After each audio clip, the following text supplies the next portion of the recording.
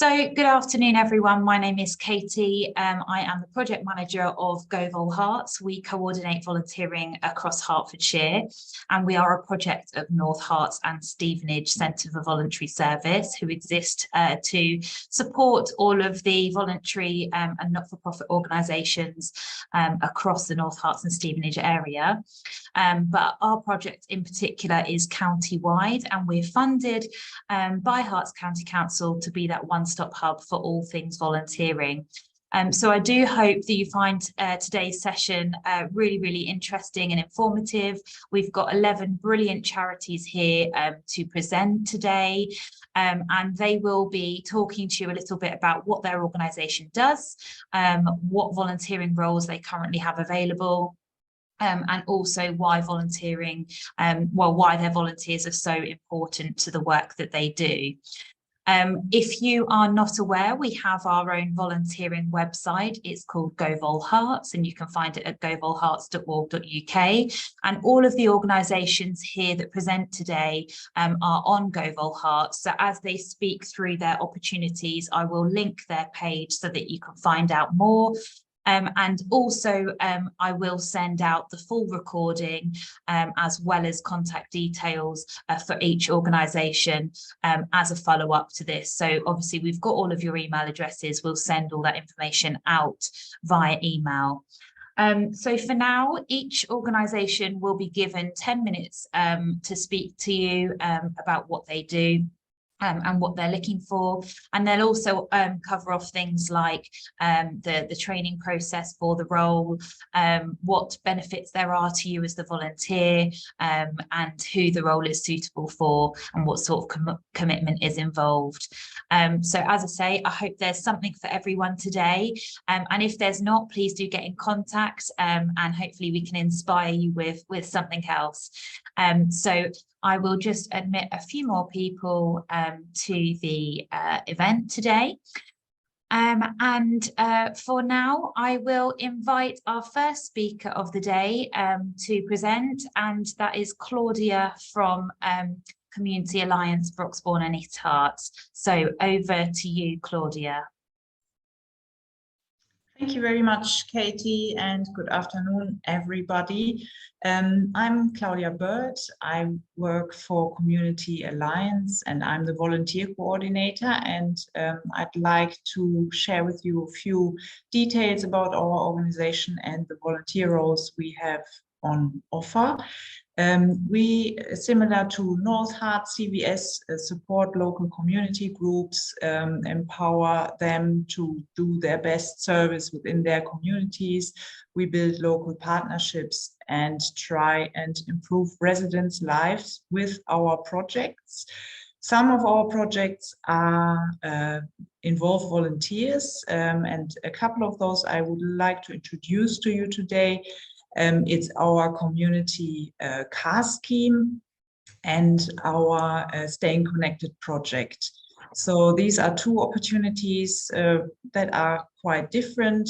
Both have their own target group, their own audience, and both are there to help local residents in Broxbourne and East Herts. The community car scheme is a scheme that's completely run with volunteers coordinated in our office. So we're looking across East Herts and Broxbourne for people who like driving and supporting people getting to their essential appointments, taking them, and we reimburse, or the clients reimburse the drivers with 50 pence per mile. So that covers the cost of running the car, etc. And drivers tell me that they really enjoy the role because they meet all kinds of interesting people with amazing life stories, that they share the time when they take them to their appointments. People are quite open and like the social aspect of the scheme as well. And of course, it's a valuable service. It's mainly around medical appointments. So our drivers take people to their hospital appointments and their other medical appointments, and also social essential appointments. and you need your own car for this volunteering opportunity.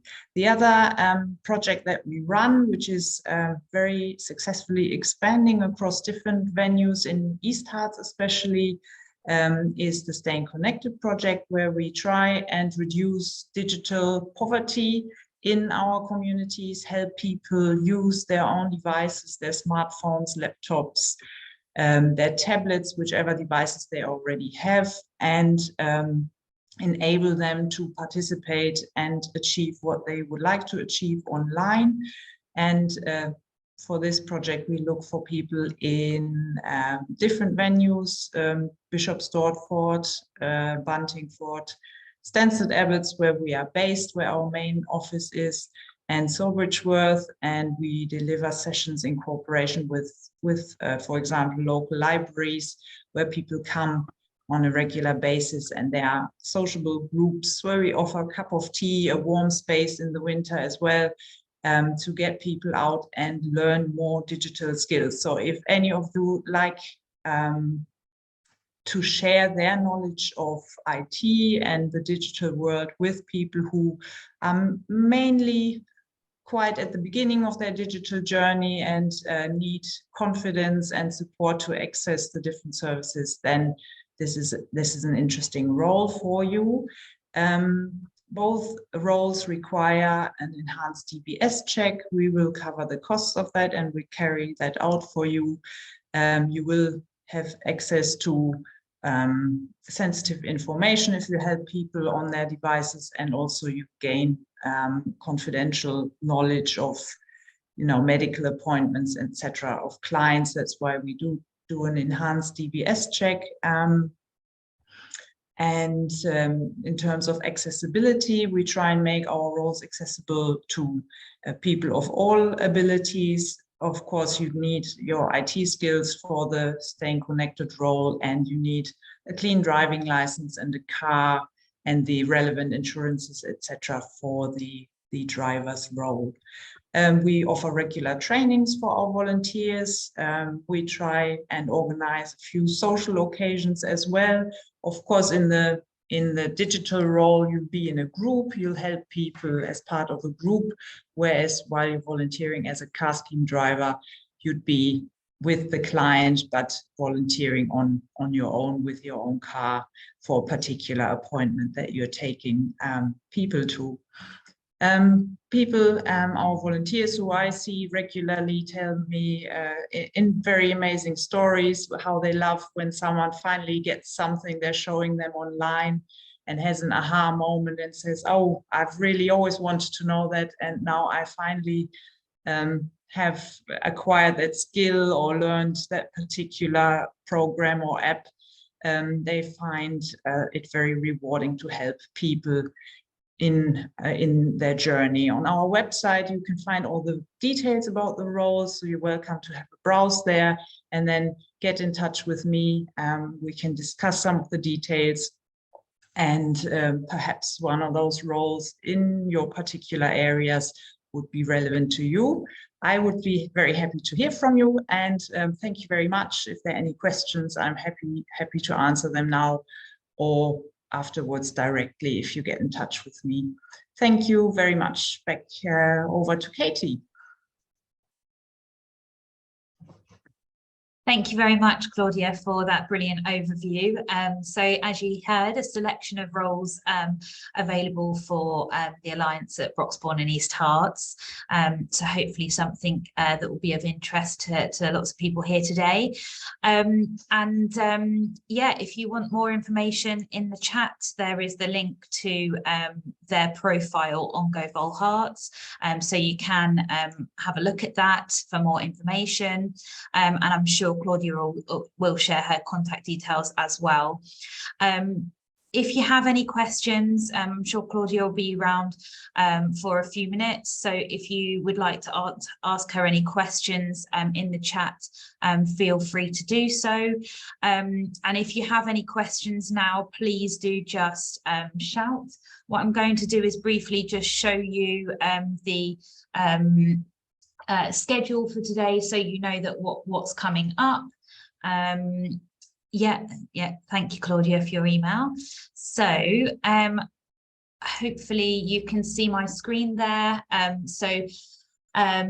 We've just heard from Claudia at Community Alliance Broxbourne, and next up we've got the National Trust. After that we'll be hearing from the Living Room, followed by the Dyspraxia Foundation. We've got STEM Point talking to us. We've got an NHS Trust, Home Start, an NCT group, AGK Hearts, St Clair Hospice, and ELSA Next Generation to finish off this afternoon. So a huge variety of charities there, all looking for different volunteers for various roles. So if you need to pop it in out today, that's absolutely fine. You can do. You've got all the timings there so that you can see who's coming up and when. So let's have a look who's next on our lineup. So we have National Trust, and I believe we should have Anne here to speak to us from the National Trust. Yeah, and Anne's joining us. So thank you very much. Anne, I will hand over to you now to go through your opportunities, and if Opal, you can share and slides, that would be wonderful. So yes, Anne, over to you. Thank you. That's great. That means I can look at the notes on the big screen because you're sharing the slides. Brilliant. Okay, if you could please, there should be a title slide. That's right. Thank you. That's great. Okay, so hello everybody. I'm in charge of volunteering at Wimpole. And you can see there, that's a lovely picture taken by one of our volunteers, in fact, who works in our visitor welcome team. And if you've ever been to Wimpole, when you go through into the gardens, there's usually a volunteer in the hut there saying hello and giving directions. He actually took this photograph. This is a view from the gardens up the West Avenue. So that's just an example of the environment that you could expect to be in every day if you were a volunteer with us. If you could go on to the next slide, please. Yeah, so you can see that just a little bit about Wimpole. It's a Georgian manor house set in former gardens and 2,500 acres of Grade 1 listed parkland. So you've just seen a snapshot of the parkland there, and those are the formal gardens. It is a historic house, but it is also a working estate. So, for example, produce from our walled garden is used in the restaurant. And actually, recently, any surplus that we have has been going to a local food bank. So, you know, we're still sort of doing things that make a difference in those ways. We also have a working farm specialising in rare breed animals, so helping to keep those bloodlines alive, and organic arable farming. So we have introduced lots of arable farming methods which encourage biodiversity and wildlife. We have about 400 volunteers and 65 staff. So you can see volunteers just from those figures. You know, volunteers are incredibly important for Wimpole as they are in the whole of the National Trust. You know, the place simply couldn't function without volunteers. So that's why volunteers are important to us. And if you see that we have 325,000 visitors a year, that's a lot of visitors to welcome and take care of and make sure they have a great time. So yes, again, volunteers play a crucial role in that. So just moving on to why volunteers, so what actual volunteer roles we have. Visitor welcome and buggy drivers. Now these are very important. I mean, all our volunteers are important in different ways, but the role that our visitor welcome and buggy driver volunteers play is that they're very often the first person that visitors meet when they arrive.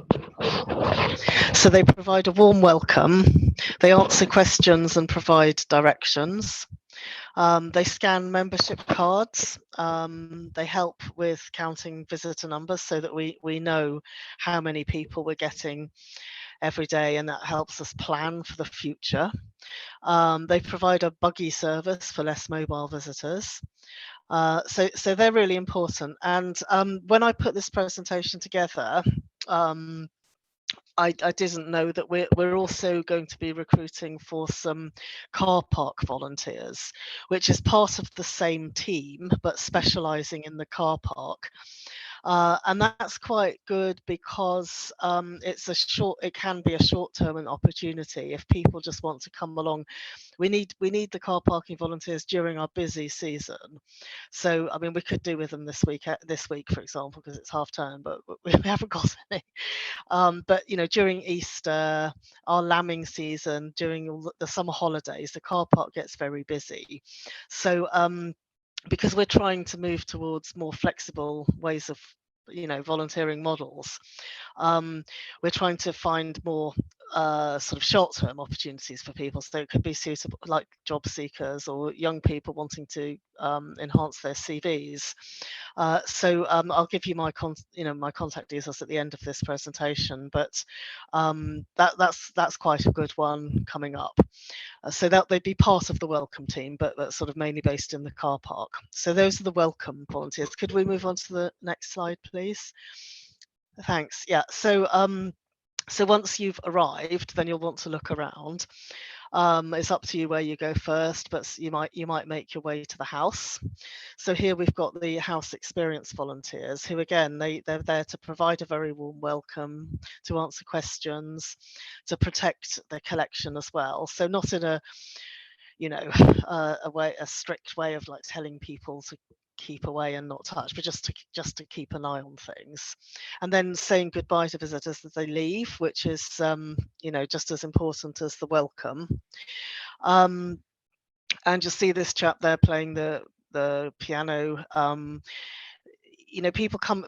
There are lots of like odd little things that people can do if you have a skill, and you tell us about it. There might be ways that it can be included in the general visitor experience. I want to mention as well, actually, about opportunities suitable for groups and people who are under 18. So yes, we do have opportunities like that coming up from time to time, especially if there's a project going on. So last year, for example, we had our Green Recovery project, which was habitat creation and working with community groups. And that's definitely suitable for group volunteering and for young people.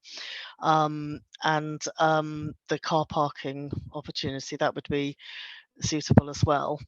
So we can do that. Volunteers need to be over 16 really, and if they're under 18, we would of course put in appropriate safeguarding practices.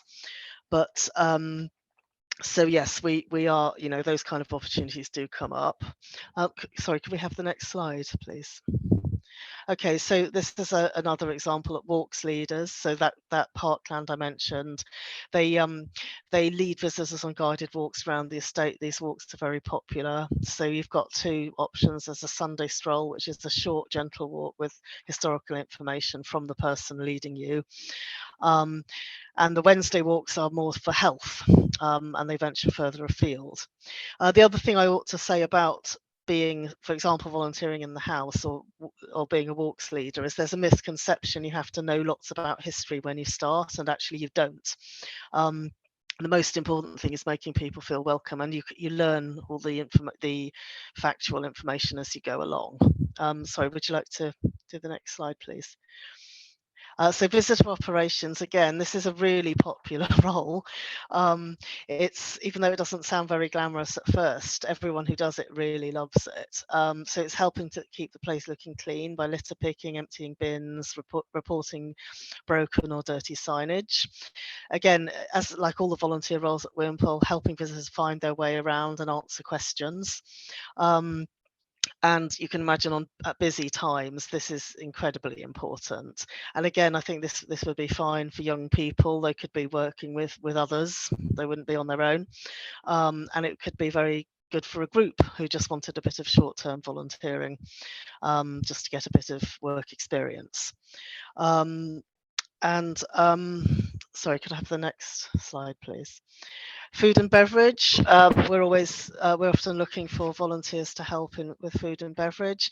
It's another one that's sort of doesn't sound glamorous, but it's actually very popular because you're outside all the time, you're talking to people. You can get as involved or as be as sort of detached as you want. Some people just literally come in to help clear tables. Other people get involved with the food side of things, and they learn all about, you know, what we serve in the restaurant and serving customers and recipes and that kind of thing. So it's quite flexible, but yeah, really crucial at our busy times. And so if you could move on to the next slide, please. I'm racing through this because I know I've only got 10 minutes. Okay, so ecology volunteers, that's quite a specialised role. You do need previous experience of wildlife monitoring and doing bird and butterfly surveys, but I thought I'd put it in there just in case anybody does have that kind of experience. But perhaps if we just move on to the next slide, so we get time to cover everything. So I just wanted to say a few things about why it's nice to volunteer at Wimpole. And this is based on what our volunteers tell us about why they like volunteering for us. So there's the satisfaction of making a difference. We're Europe's largest conservation charity, so if you volunteer for us, you're helping to protect beautiful places forever for everyone. They love the friendship. You will definitely make friends. You meet people from all different departments. Lots of our volunteers will they won't just do one role, they'll volunteer across the estate.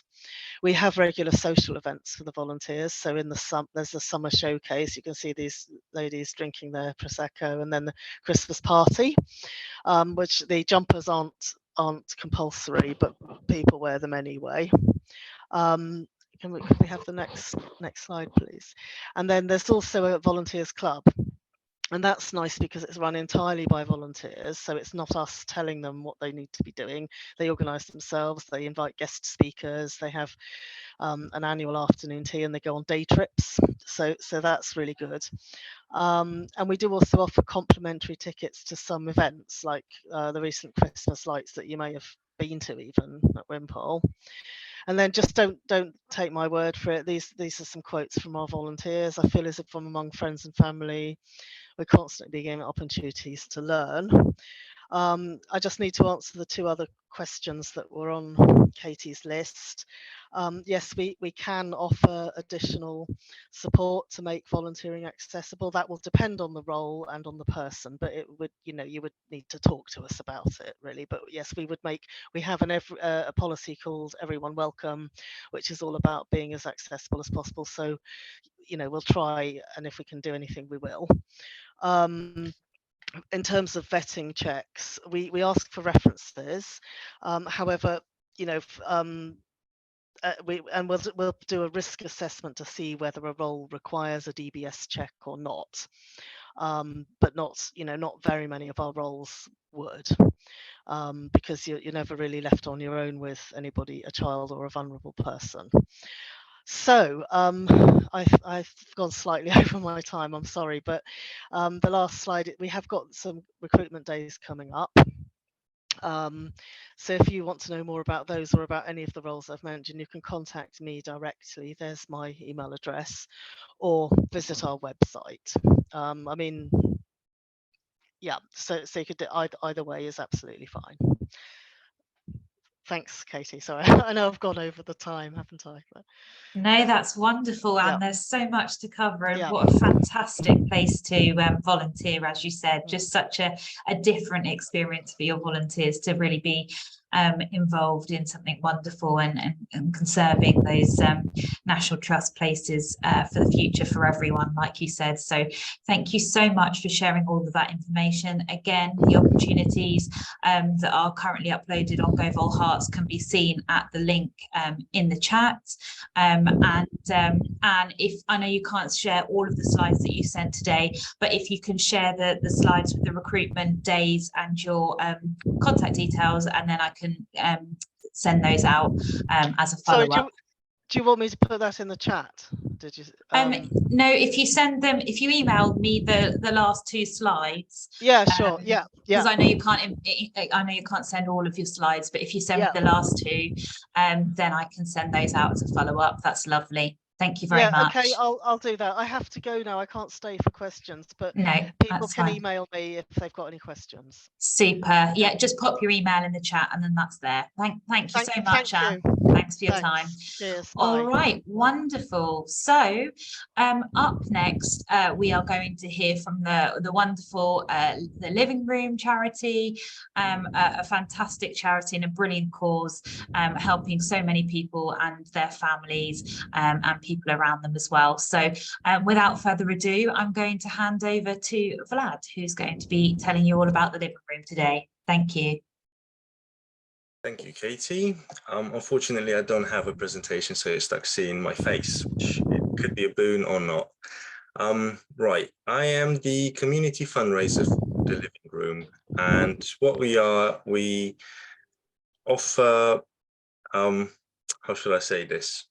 So we offer free daytime group therapy for people living with addiction and also their families and carers. And when we can help, we can definitely signpost to a host of different partner organizations that we work with to try and break the cycle of addiction in Hertfordshire. We are constantly looking for volunteers, especially now since we've managed to increase our service all throughout Hertfordshire, but specifically in Watford. And we rely on our volunteers to make everything run as smoothly as possible, whether that's in our charity shop in Stevenage or as part of our events. So the process to apply to become a volunteer for the Living Room can be simpler. There's definitely GoVolHerts. We rely on that quite a lot to gather interest and to spread awareness of what opportunities are out there. Yeah, there you go.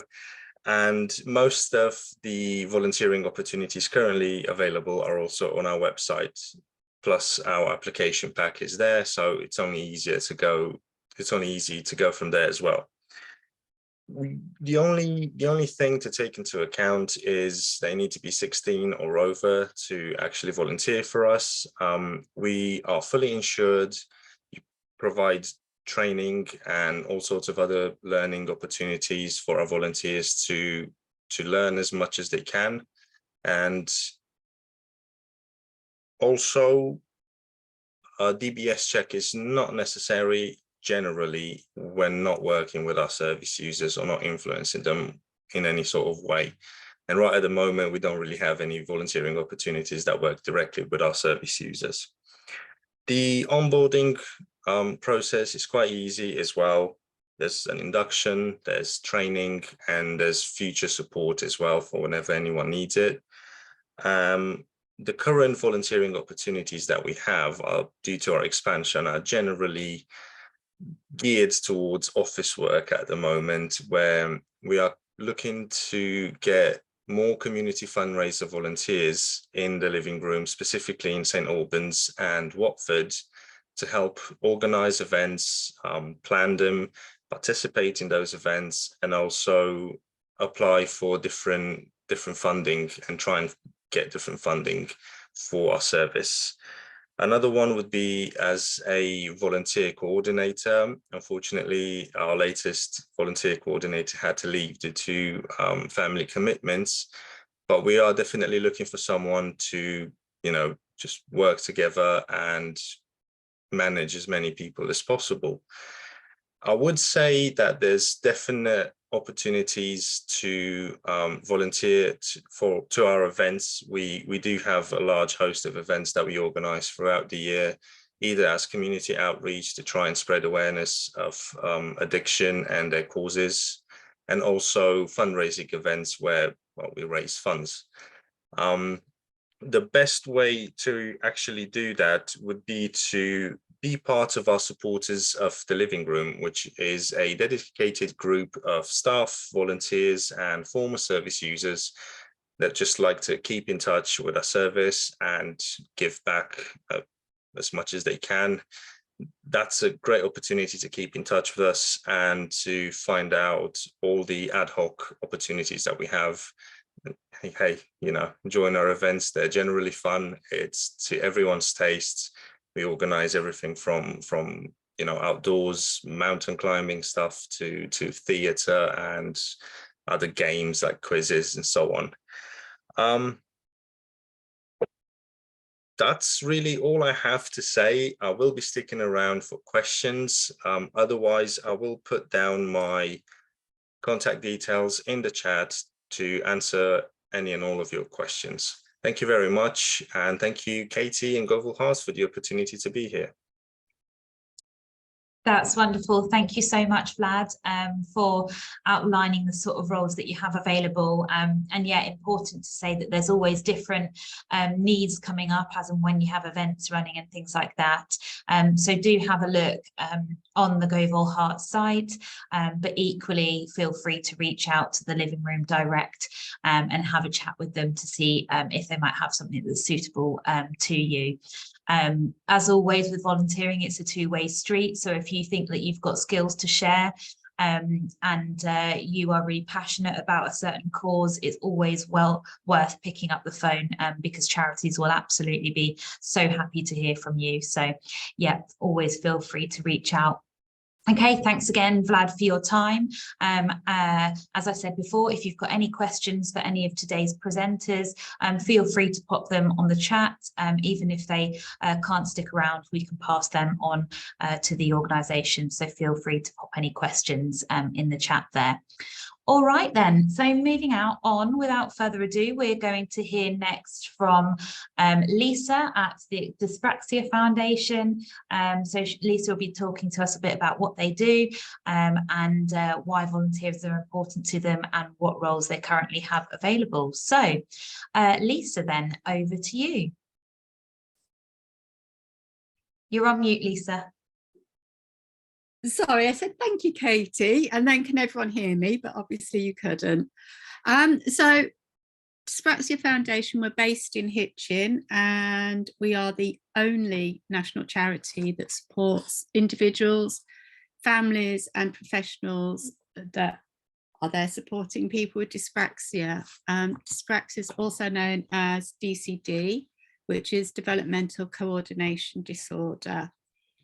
We're a really small charity. We have just 6 employed members of staff, and the rest of our work is delivered by volunteers. So we have support groups throughout the UK, and we also offer a helpline service. During COVID, our helpline service became an email advice service because we were all working from home and we didn't have the resources to continue answering telephone calls. But now we're back in the office, we're really keen to restart the helpline. At the moment, we're only available from 11 to 1, Tuesday to Friday. So if anyone can offer any office hours, that would be absolutely fantastic. We are asking for a minimum of 2 hours a week. It's negotiable, but we feel 2 hours is enough time to come in, settle down, answer some inquiries, offload, and then leave. And the role is really to receive and respond to calls and emails, listening, taking details of the caller's concerns, assessing their needs, and providing the relevant information, support and signposting. Sometimes it's just a chat over the phone. Sometimes it may need more in-depth advice, and we do have a panel of expert advisors that back up the helpline.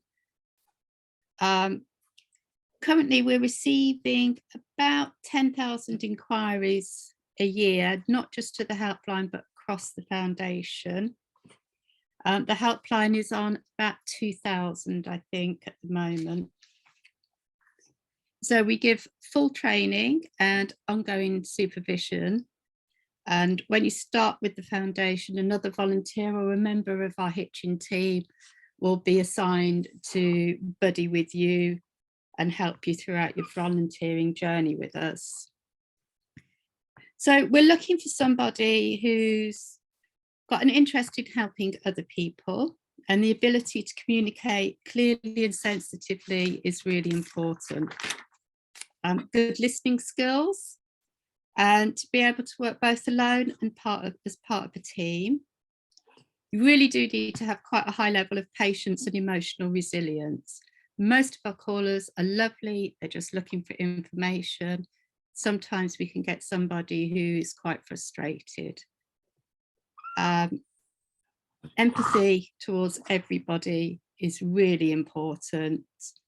Non-judgmental attitude, and the ability to remain calm under pressure and when dealing with challenging conversations.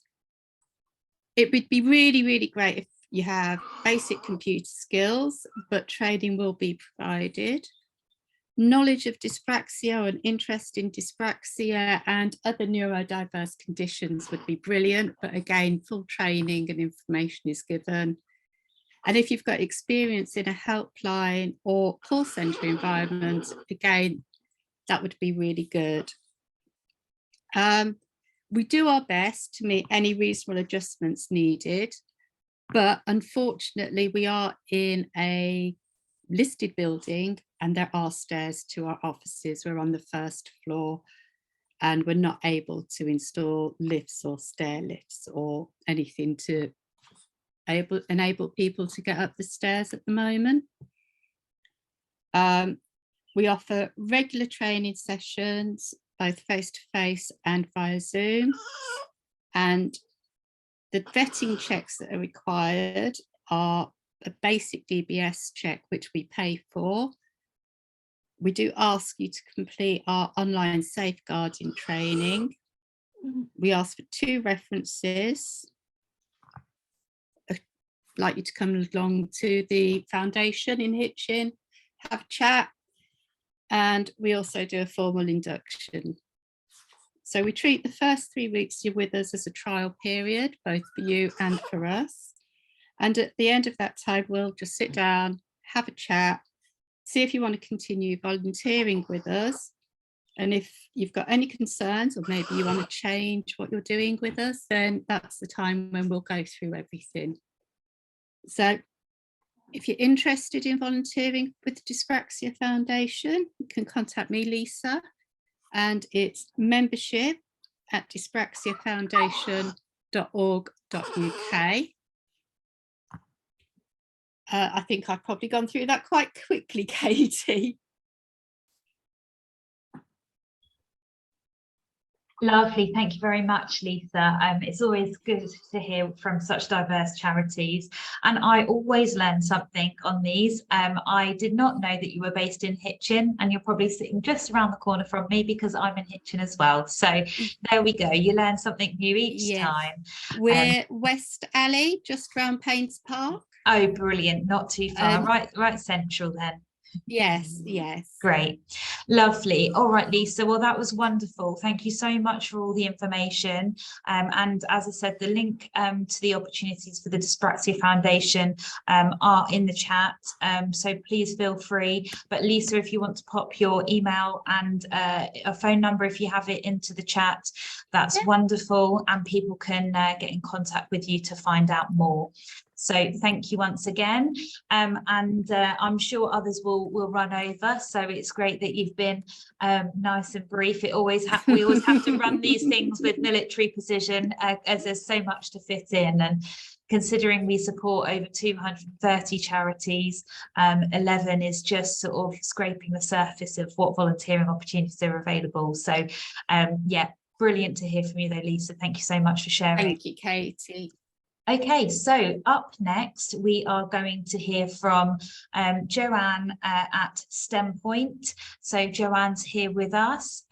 Brilliant. I will just pin your video, Joanne, so that everyone can see your lovely face and hear from you. Thank you very much. Over to you, Joanne. Hello, and thank you for this opportunity. Can I just check you can see my slides? Opal, can you see the slides? Yeah, we've got a thumbs up, so that's fantastic. You can see that. I can share these afterwards for those that are interested. So we are STEM Point. We're a STEM, so science, technology, engineering, maths charity. We cover the east of England, also Buckinghamshire, London and Essex, so quite a wide area, and we're working with schools and colleges, so right from primary to secondary to further education colleges across the region. We're a small charity, there's only 11 of us. I personally cover loads of different projects, but focus on hearts, beds and bucks, being a Hertfordshire girl myself. So we have our team of STEM ambassadors across the east of England. We've actually got over 3,500 registered STEM ambassadors. Now, a lot of volunteers who come to us and sign up for STEM ambassadors, they're possibly already doing some sort of outreach, or they're interested in linking with schools to share their skills, support the students, and they might come from that STEM technology, science, technology, engineering, maths backgrounds. So the aim of the charity is to raise aspirations. We work with the students, with the teachers there. The STEM ambassadors are experts in the field. So if that's your background, even if it's the social sciences, and by that we mean psychology, environment, sustainability, all of those sorts of things, whatever stage of your career you are, if it's something that you've done previously, you can support in those areas. So STEM ambassadors can be students themselves supporting other students, younger students usually. So from age 70, no upper age limit. So we have a lot going along. This is why we do what we do, to inspire young people and help bring the curriculum to life. I'm going to be quite brief with this. If anyone's interested, my details are on the end of this presentation. I think I've covered our area. So we have STEM Learning are the umbrella across the UK, and there are 17 different hubs around the country. As I said, we're a charity. We have various different sponsors. We're actually hosted by MBDA in Stevenage. They give us some office space. Roche sponsor us, loads of different sponsors, including, quite exciting, the European Space Agency. We have our space champions that engage with young people in their schools, etc.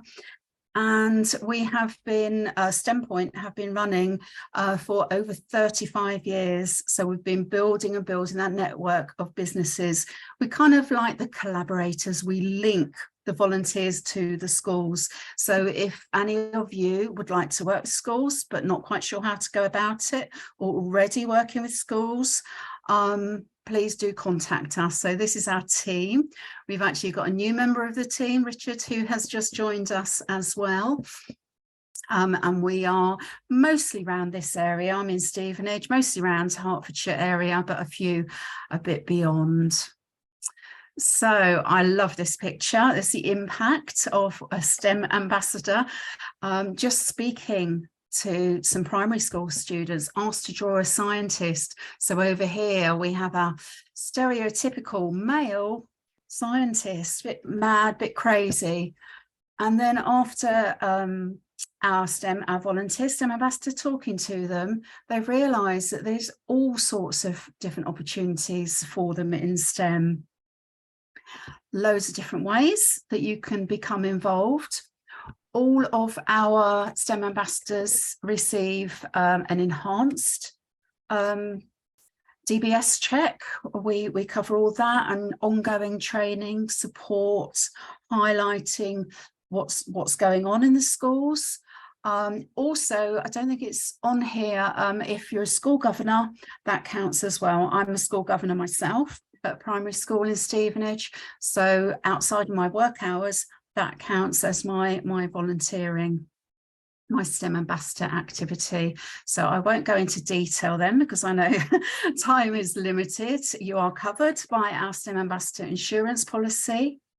And if any of the other volunteer opportunities today are linked to schools and colleges, I know later on today you've got Jane Shipley from ELSA. We work in collaboration with her, so our STEM ambassadors will support her programmes.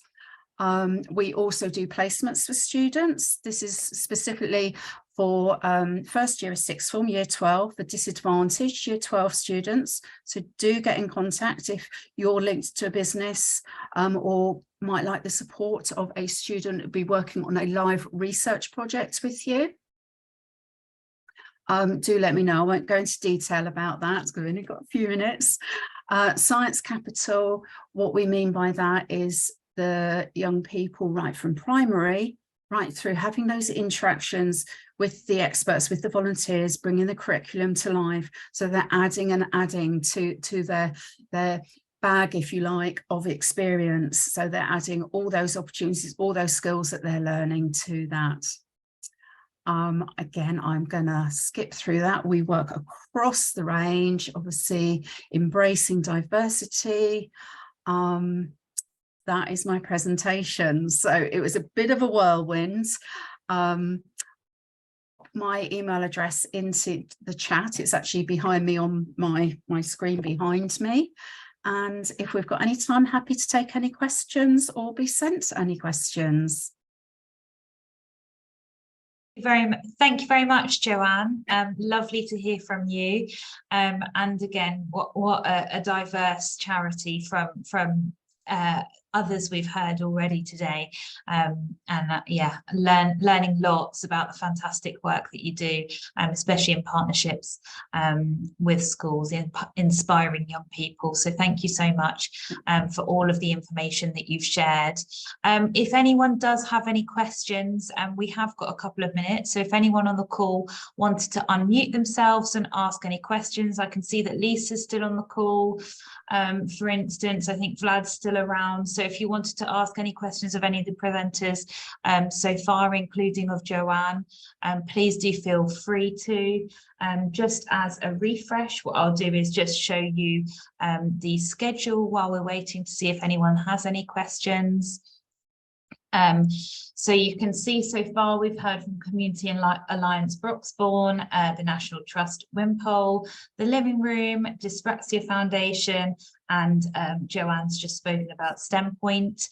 So up next we're going to be hearing from an NHS Trust, from Home Start, from a local NCT group, from Age UK, St Clair Hospice, and finishing off this afternoon with ELSA Next Generation. So that's just a bit of an outline of what we've got to come in case anyone has joined more recently to the event today.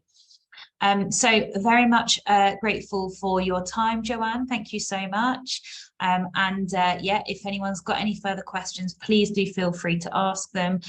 Joanne's just put her email address and the website there as well for STEM Point. Joe, just to make you aware, you've put a comma instead of a dot, so it might not work, your website link there. So if you wanted to repost it, go for it. Okay, all right. So without further ado, we're going to move on to our next presenter of today, and we're going to be hearing from Eileen Lynch at Central London Community Healthcare NHS Trust. So hopefully Eileen's with us. I am. Hi, good afternoon. Perfect. Hello, Eileen.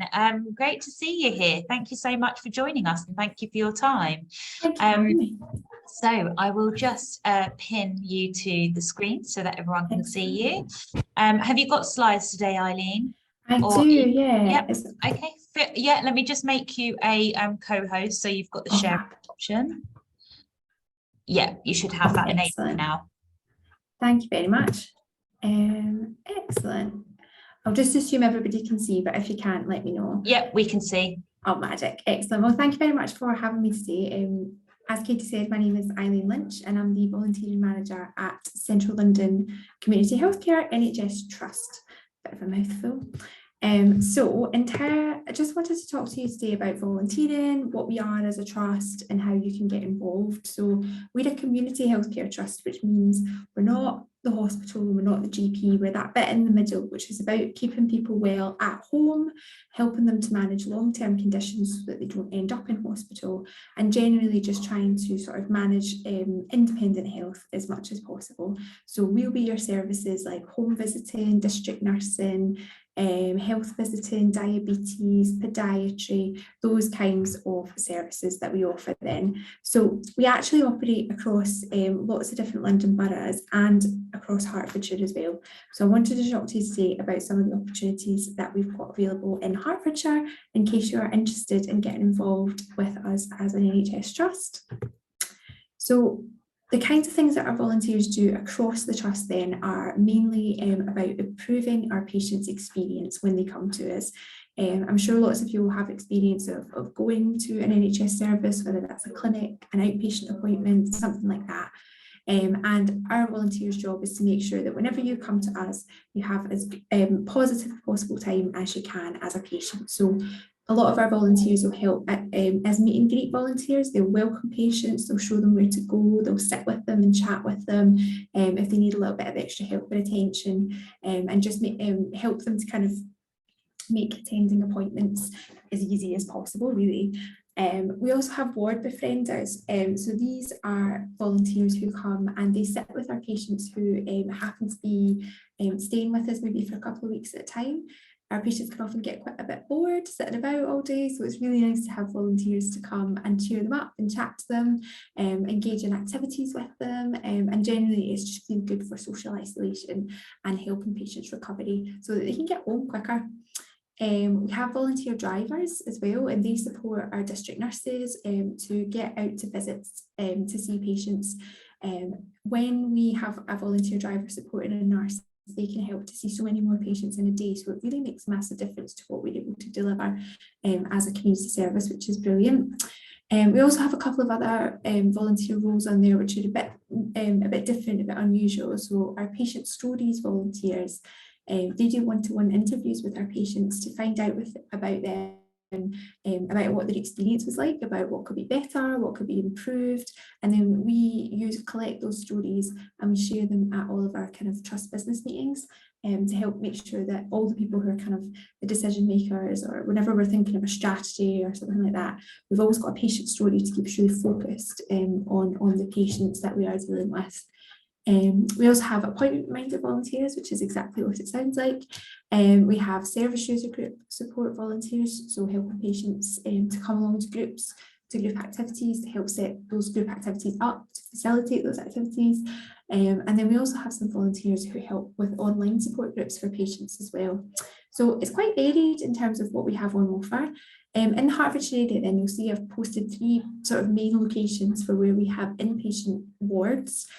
So that's at Hemel 1 and Hemel Hempstead. It's at Langley House in North Watford, and then also at Portsmouth Community Hospital as well. We've got wards of up to about 20 patients, I think. So we'd really love to get some more volunteers to come and be ward befrienders at those wards. So if that's something you're interested in, I'll pop all my details in the chat and you can find out a little bit more about what that looks like. And this is just a nice wee slide which just shows the impact that we would have as a volunteer for the NHS. We're a really small trust in London, and we've got about, at the moment, like 60 odd volunteers, I think, when we took these. But the impact that volunteers are able to make for our patients is really incredible. And then obviously there's the impact on you as a volunteer as well. You get great experience, you get exposure to the NHS environment, and if it's a career that you're interested in and you want to know a little bit more about it, volunteering is a fantastic way to get a sense of what the organisation's like and how you can build a career path within it as well. So in terms of the application process, it's pretty straightforward. We've got an online application, which I'll post a link to in the chat, and that will show you all the current opportunities that we have available. Generally speaking, we accept volunteers between the age who are sort of under over 16 is what I'm trying to say. There are some roles which are over 18s only. Their roles are maybe we've kind of risk assessed and thought actually that's not appropriate, but the vast majority of ours are for 16s and over. We do ask for a minimum commitment of 6 months, so this isn't a work experience placement or anything like that. It's much more of a long-term relationship that we'd love to build with you, where you kind of, it just becomes part of your routine, and you become really part of the team as well with that 6 months, or hopefully much longer. Let us know if you've got any additional needs and we can support you as best we can to apply, or if you're really interested in doing something but you haven't seen that that's a role that's available at the moment. It's always worth reaching out anyway, and just letting me know what you're interested in, and I can always see if there's an opportunity that we could create for you. We ask for references for all of our volunteers, so typically a current or former employer is absolutely fine. And for certain roles, we will do a DBS criminal background check, but don't worry about that. I'll support you through that if that's something that's required as part of your role. And I think that's a bit of a whistle-stop tour. So I'll pause in case anybody's got any questions about that. Thanks very much, Eileen. That was really great, and such a wide variety of roles available, which is lovely to hear about. Yeah, you can see that you've really shaped sort of your service and thought about the different volunteers and what they might like to do, and needs of obviously your patients as well. So that's great to hear. Just to make you aware, there's only the ward Befriend a Volunteer available on GoVolHerts at the moment. So when you've got some time, I can imagine you're a very busy lady, but once you've got some time, if you can see if you can pop some more opportunities on there, that'd be lovely. And obviously pop the link to your own website, and then people can find out more information there as well. Wonderful. Okay. Has anyone got any questions for Eileen? Feel free to unmute yourself to ask any questions that you may have, or pop them in the chat if you have anything you'd like to ask. Once again, thank you so much for being here today, and thank you so much for your interest in volunteering. It really means a lot to all of the charities that we have here today. Generally speaking, the sector is in a volunteer crisis. It's becoming harder than ever to recruit volunteers at a time when the cost of living crisis is affecting us all. So we do really appreciate you being here today to find out more.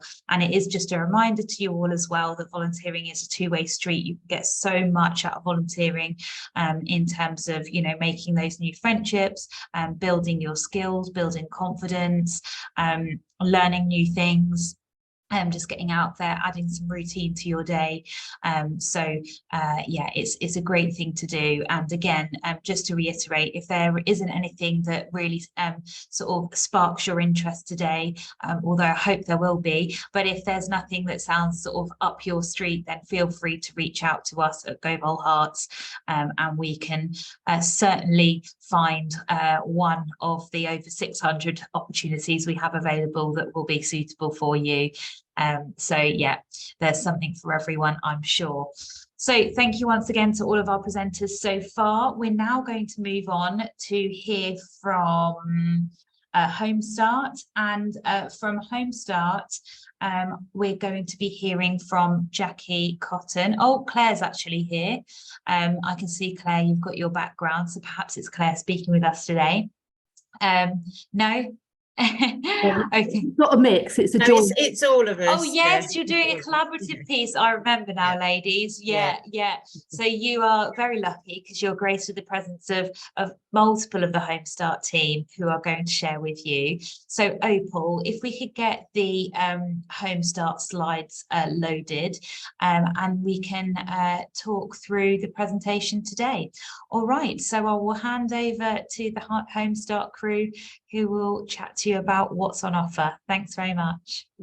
Thank you very much. So yes, we thought the three of us, it would be good to have us all three talking about Home Start. So we are part of Home Start UK, which is our sort of national body, but each Home Start runs themselves in their local areas. So there are 3 different Home Starts that operate within Hertfordshire. So we're going to talk a little bit about what the roles are for volunteering with us, and then we'll each speak about our particular geographical area, and if that fits with people that are here, we'd love to hear from you. So what I would do then, if we're going to share the screen, are you going to do that from your end? Yeah, we're just working on that now. Opal, if you're able to share those slides, that would be wonderful. If not, I can have a go as well. Just bear with us a moment. I think Opal's probably working away in the background on that. Yeah, well, I'll perhaps we'll just introduce ourselves first then. So my name's Jackie Cotton, and our home start is Royston, Buntingford, the Hertfordshire areas. We do actually go over into South Cambridgeshire as well, which I know isn't relevant for this scenario. So we're sort of quite a distinct on the edges of the borders of Hertfordshire. So Claire, do you want to say where you cover? Hi, so I'm Claire Norris and I'm Home Start Hertfordshire.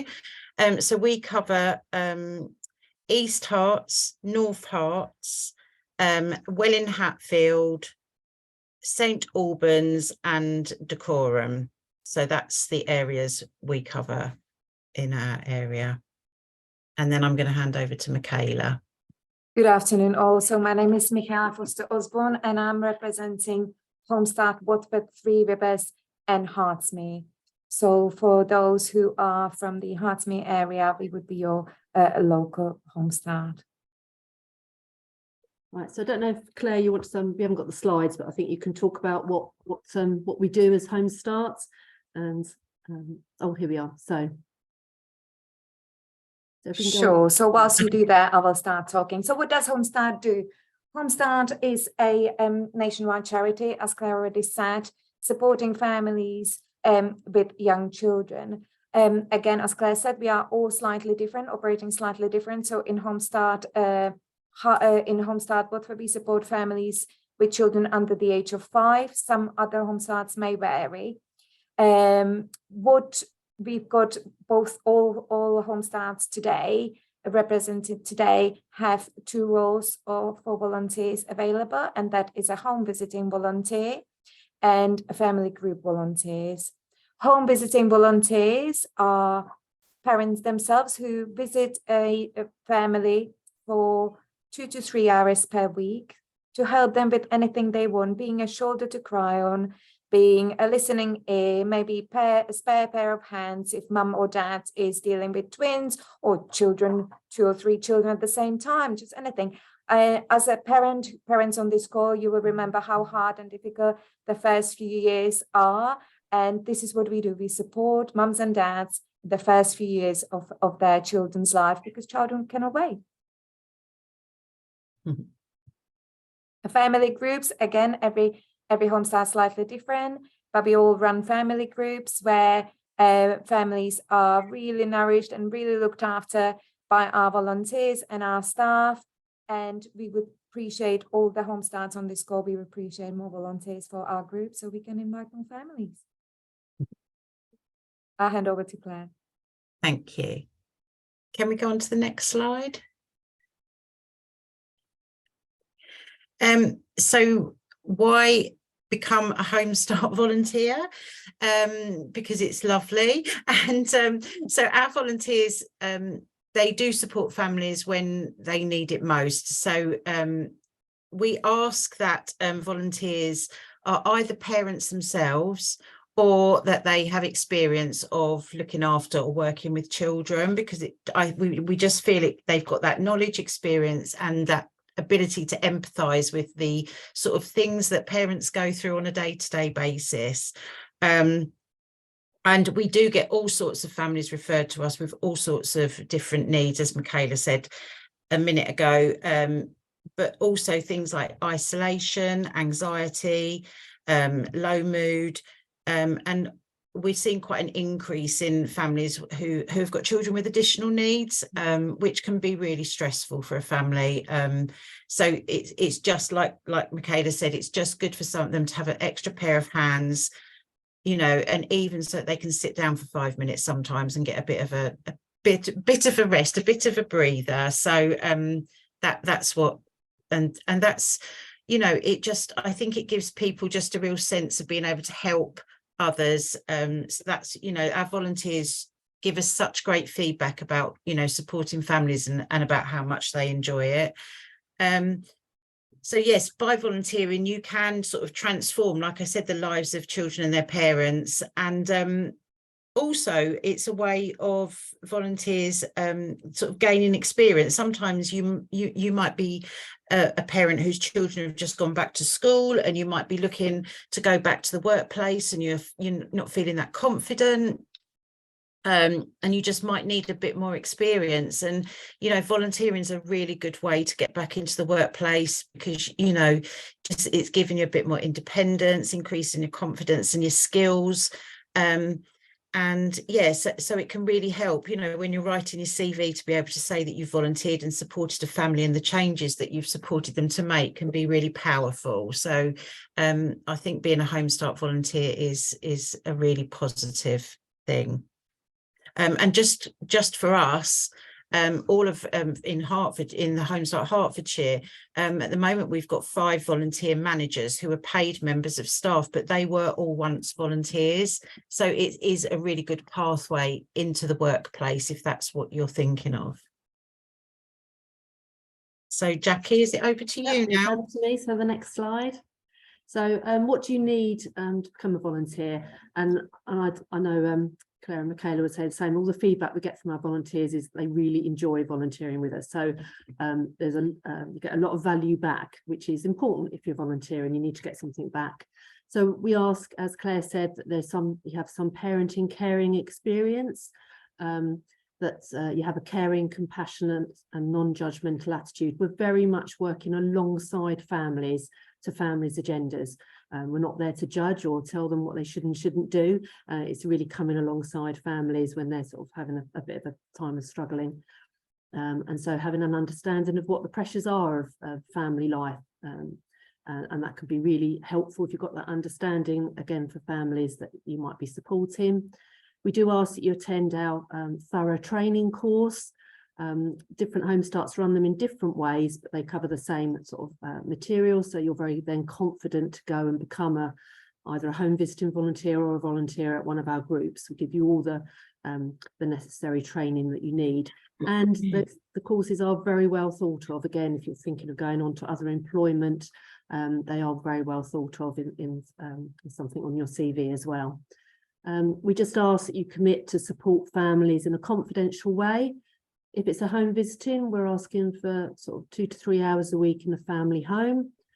On top of that, there is what we call sort of one-to-one with your coordinator or family mentor, whatever terminology, just so that you're very well supported throughout your time with us. So it'd be talking through how the support's going for the family, giving you a chance to really air what's been going on, and we can sort of work together to make sure the support's working for both the family and the volunteer.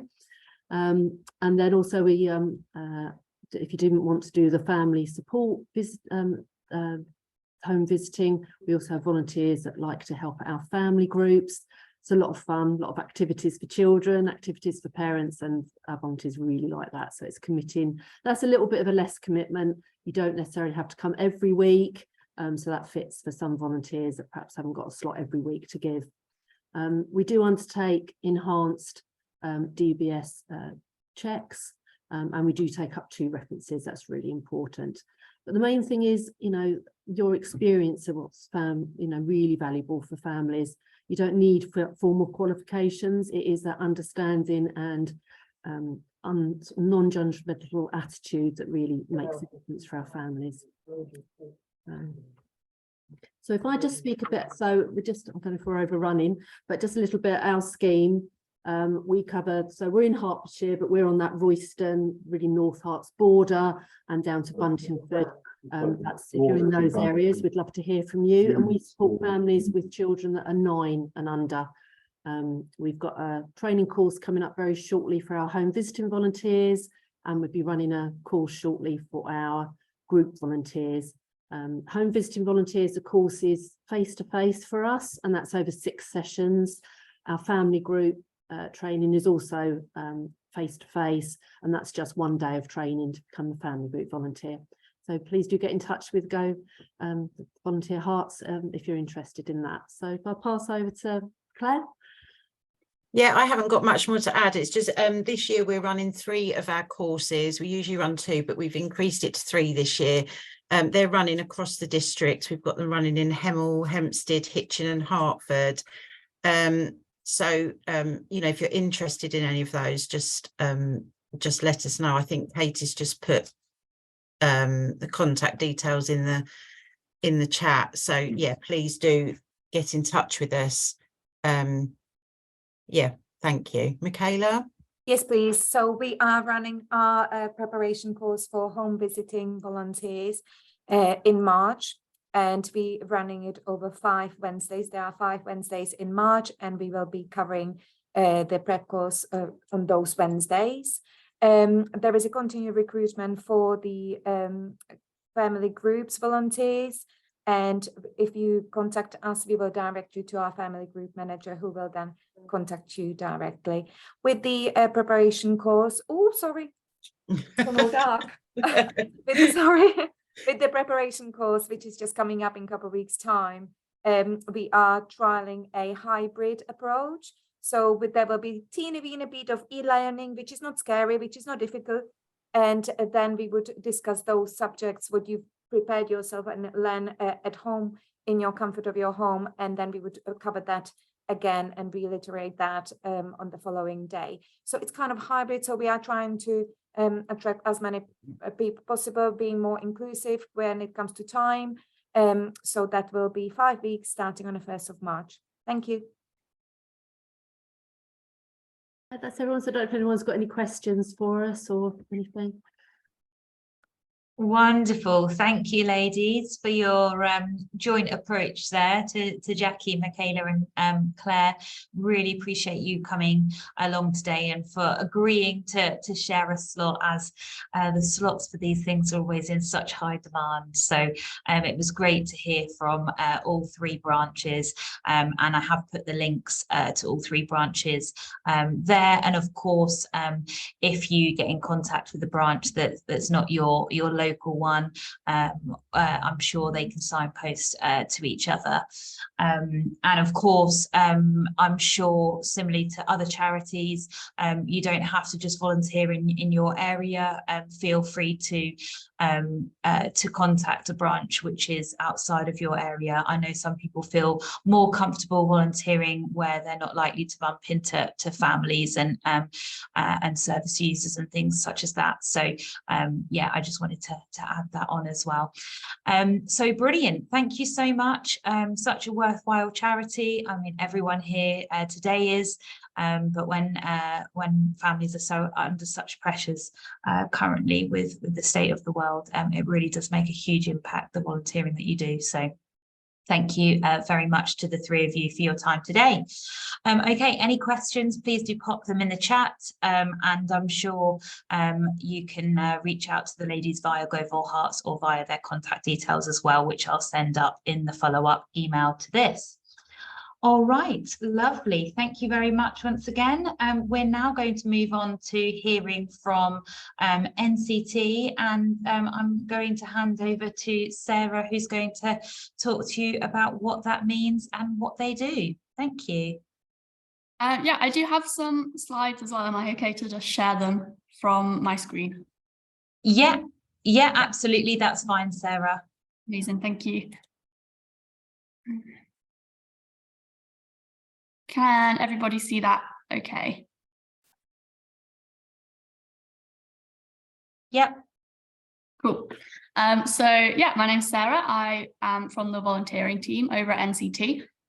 Similar to Home Start, we are a national charity but have a few branches in Hertfordshire. So I'm not going to speak specifically about one particular branch, but more about volunteering in general. But wherever you're located, we can always find an opportunity to suit you. So our mission at NCT is to support parents through their first 1,000 days to have the best possible experience of pregnancy, birth, and early parenthood. We achieve our mission through 3 aims, and these are sharing evidence-based knowledge to support parents to make informed decisions, creating networks of support and lifelong friendship, and campaigning on the issues that matter most to families throughout their early experiences of becoming a parent. Every year we support thousands of expectant and new parents across the UK and Channel Islands to feel more connected and confident through this major life transition. And we provide evidence-based information on our website, which is accessed over 6 million times a year by parents across the country. We support parents through antenatal and postnatal courses, and our national network of volunteers support over 500,000 parents every year through free community-based activities. So our network of over 5,000 volunteers arrange regular activities to boost the well-being of over 700,000 parents each year and help build communities across the country. Our family-friendly, flexible approach to volunteering means that everyone can join our NCT family.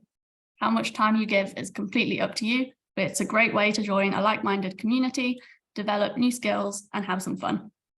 Our volunteers support parents and build local communities in a range of different ways, from building communities on social media in our closed groups or on our Facebook pages, by attending local events with an information table or hosting feeding and changing tents, or by signposting new and expectant parents to our services via leaflets and newsletters. Our volunteers build communities in local areas in a range of different ways as well, both in person and online. We have roles to suit everyone, those who can volunteer during the day, people who are available at weekends or evenings, or those who are looking for a completely home-based remote volunteering role on your phone or your computer.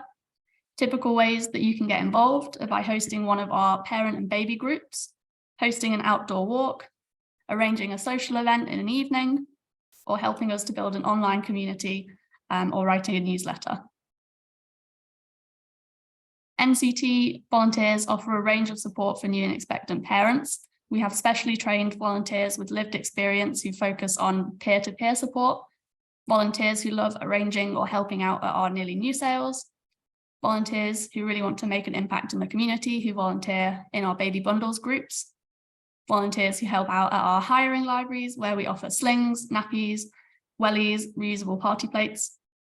And if there are a lot of festivals in your area, you might want to host a feeding and changing tent, which gives parents a space to feed or change their children, or just enjoy a sit down in a quiet, peaceful environment. So we have in-person roles where community volunteers run events, as mentioned, like Bumps and Babies groups, walks and talks, nearly new sales, coffee mornings, and evening social events. Our home-based roles are really flexible and can be done in your own time, from home or anywhere else. These roles include treasurers who look after the finances for a local group, social media and newsletter volunteers who share information to parents and members online. If you're setting up a new group in your area, we'd expect a monthly commitment from you.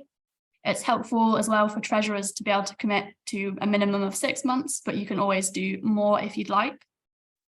When you do the work is completely up to you as well. The roles are designed to fit into any schedule, whether that be because of childcare, family commitments, work, studies, anything else.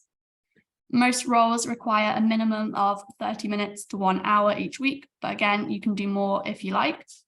Our minimum age is 16 with parental consent, but there are some roles that require you to be 18 or over.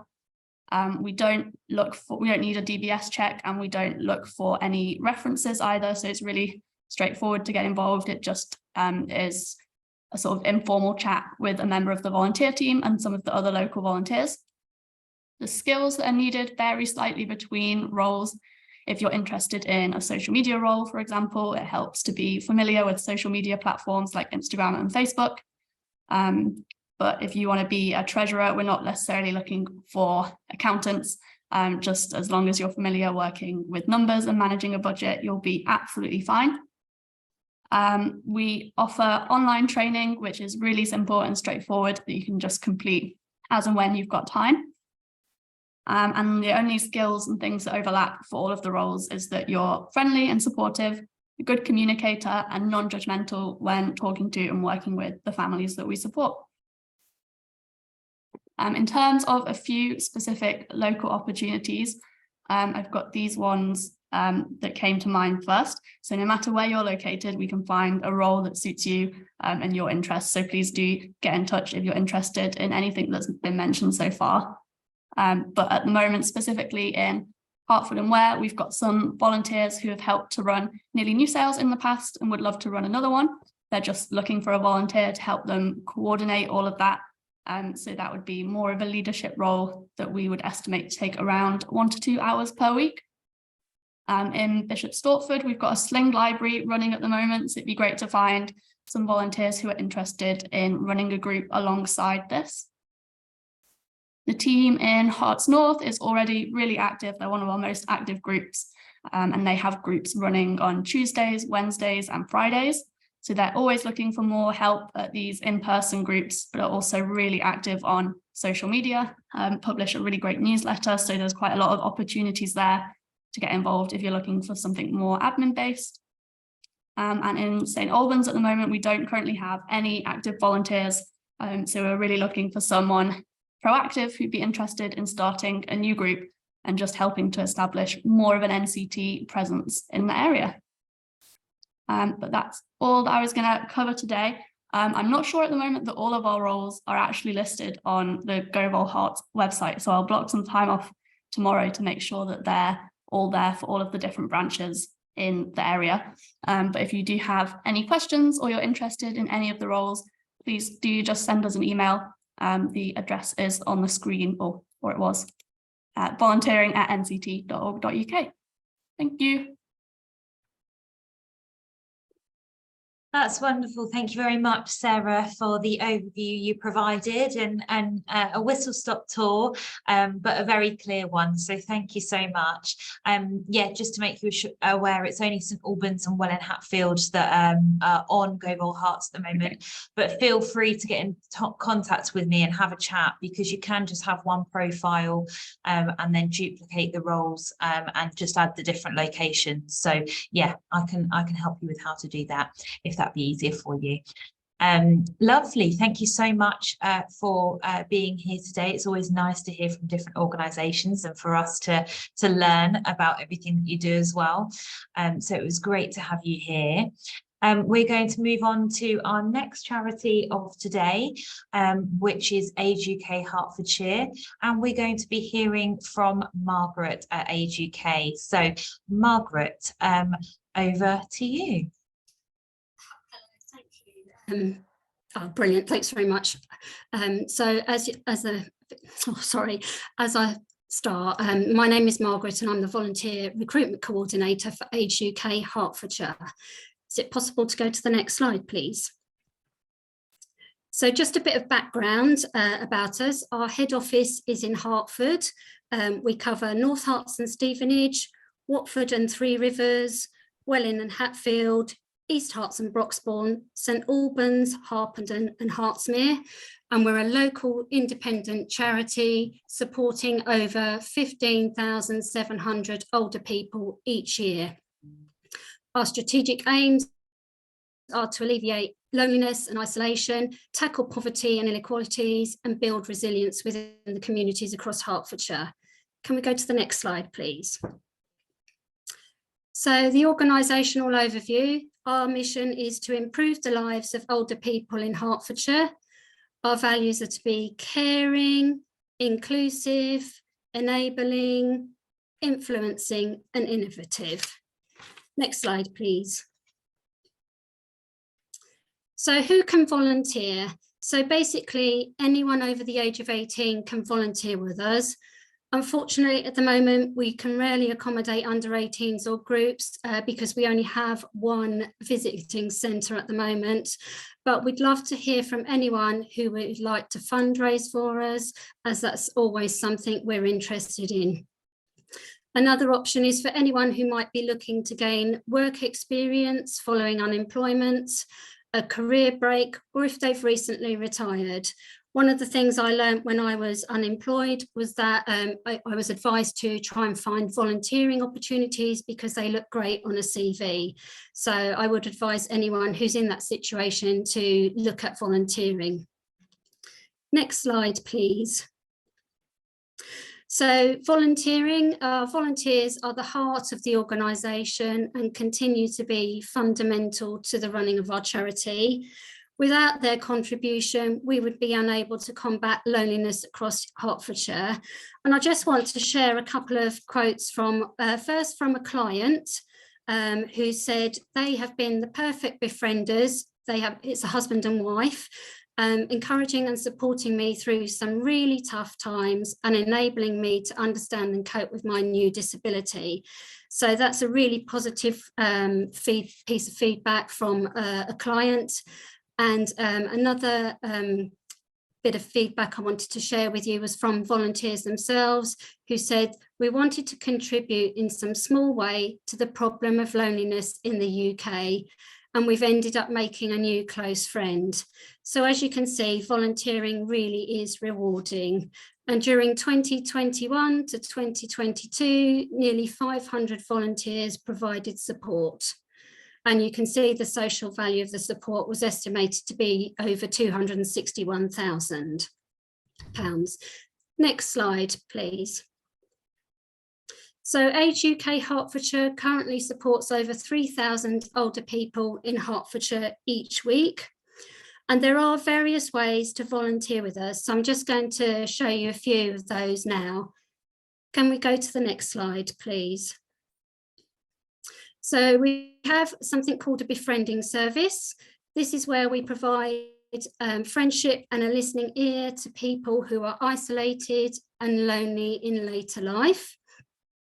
We carefully match all our volunteers who visit the older people in their own homes once a week, and they'll often share news, views and interests, listen to any concerns, and help identify any additional support that the older person may need.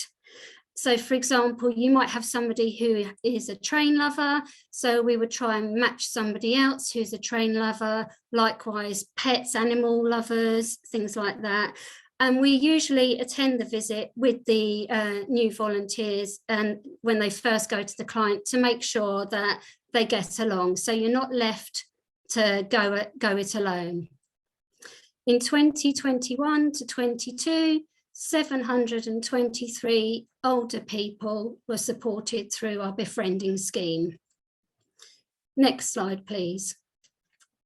So some of our volunteers don't actually want to sort of go into people's homes. So the other option is our telephone club. And this is a telephone befriending service for older people, where you provide friendship and support over the phone. Our volunteers call lonely older people, usually once a week, for a friendly chat and help to identify other services they could benefit from. These two lovely ladies in the picture are currently volunteering for us, and they do it every week. In 2020 to 2021, we made over 35,000 support calls to older people during the pandemic. Next slide, please.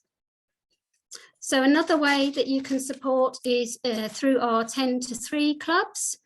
So these offer clients an opportunity to socialise and have a hot meal.